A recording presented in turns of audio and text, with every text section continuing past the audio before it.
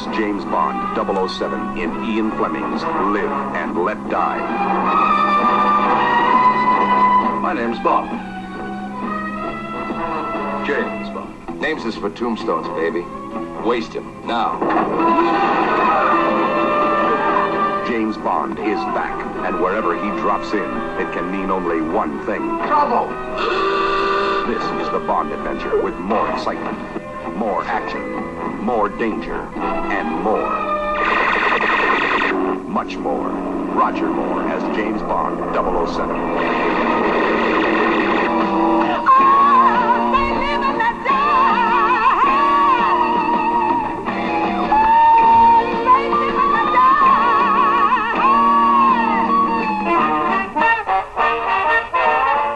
Seven is on a worldwide manhunt. The body count is going up.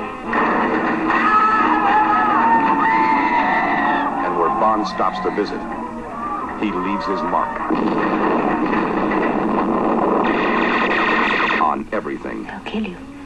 They will kill us. And that was lesson number 2. Togetherness. Is there time before we leave for lesson number 3?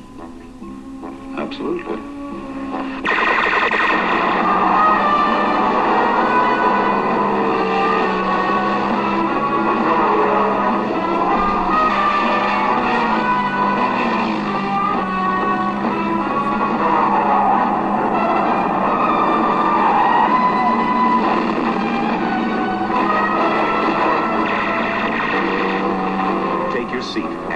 If any man should just cross where they might not lawfully be joined together.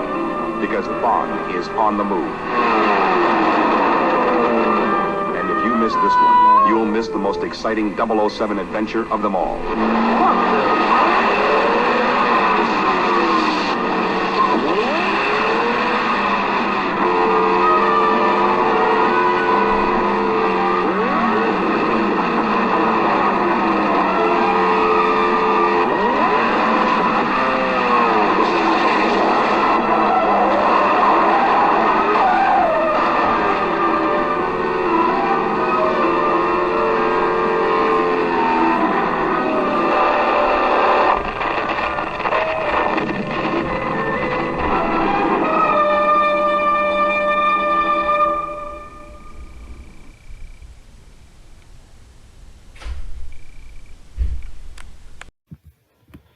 Live and Let Die is a James Bond 007 movie that was released on June 27, 1973. I mentioned my thoughts about this one briefly in my Man with the Golden Gun review. In this review, I will give you my more in-depth thoughts about Live and Let Die. What better way to start than with the story? This time, James Bond goes after a self-producer of heroin named Mr. Big, who has a complex organization and a psychic card reader that is used during gambling. Why? Because he was killing British agents. And that is all I can say about the story, because if there is one word I could describe the story, that word would be forgettable. It is not necessarily a bad story, but it does not have really anything that makes it stand out from the other 007 movies. Say what you want about Moonraker, but that had James Bond go into space, which is a fucking great premise, and a departure from the usual stuff. The Living Daylights had at least had plenty of intrigue. Live and Let Die doesn't. Also, the movie itself is pretty fucking slow. That is not to say that slower movies are inherently bad, but this just is not striking me like it should. I should be fascinated by this. Movies like Dirty Harry and Firefox are slower paced, but I still enjoyed them because they were both fascinating and had memorable moments. The only memorable moments in Live and Let Die were the part where a coffin is put on a dead person and there's a crowd of people fucking celebrating with a parade. Also, maybe the boat chase was at least a little exciting. But even then, there's no real deeper meaning to the story or any real emotion that I got from some of the better 007 movies. I only vaguely remember the Bond girls, and the gadgets were not all that interesting. In fact, I don't even remember if there was a gadget introduced. A lot of people forget that not every fucking Bond movie had a gadget given out by Q. The story sets the standard for having nothing special about it. There is only really one action scene, and it is at the end. And it is not satisfying at fucking all. Even though it has some fighting and explosions, it is way too short. You may be thinking, what the hell is wrong with a short action scene? Well, I would not have had much of a problem with it if it was earlier in the movie.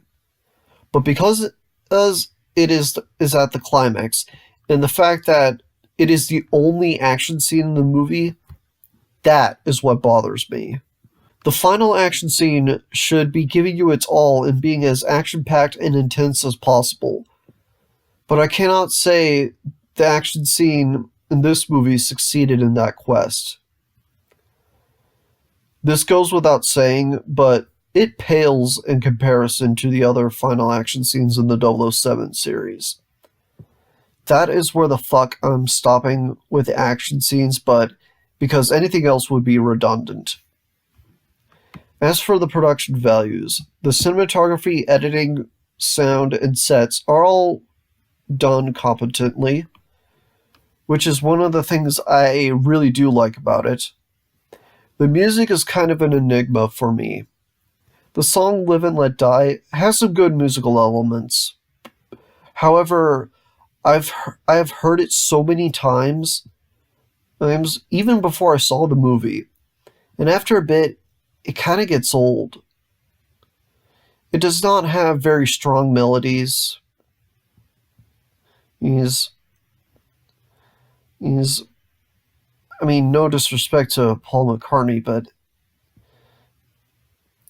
I just don't like it anymore.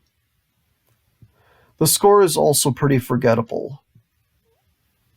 Overall, Live and Let Die is not one of the better James Bond movies, in my opinion.